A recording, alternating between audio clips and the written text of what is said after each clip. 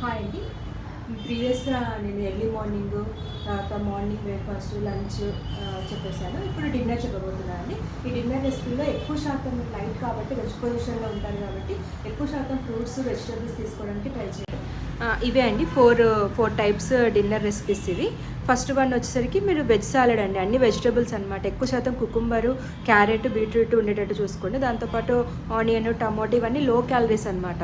ఇంకా second one వచ్చేసరికి మీరు వెజిటేబుల్స్తో పాటు ఫ్రూట్స్ సాలెడ్స్ అనమాట. ఫ్రూట్ కూడా మిక్స్ చేసుకొని తీసుకోవాలి. అండ్ థర్డ్ వన్ వచ్చేసి జావర్ రోటీ అండి, రొట్టె అనమాట. ఒక లార్జ్ సైజ్ తీసుకోవాలి. మామూలు చపాతీ వచ్చేసి 2 మీడియం సైజ్ అనమాట, వితౌట్ ఆయిల్ లేకుండా చేసుకోవాలి. తర్వాత దాంతోపాటు మీరు కర్రీ వచ్చేసి వెజిటేబుల్ కర్రీ వాటర్ టైప్ చేసుకోవాలి, లెస్ ఆయిల్ యూస్ చేసుకోవాలండి. అండ్ ఫోర్త్ వన్ వచ్చేసి ఓన్లీ మేము ఏం ఎక్కువ లేకుండా 2 ఎగ్స్, 1 కుకుంబరు, 1 కంప్లీట్ ఫ్రూట్ అండి. ఓకే, అన్నిట్లో నేను కుకుంబర్ యాడ్ చేసి, ఎందుకంటే 10 క్యాలరీస్ ఉంటాయి.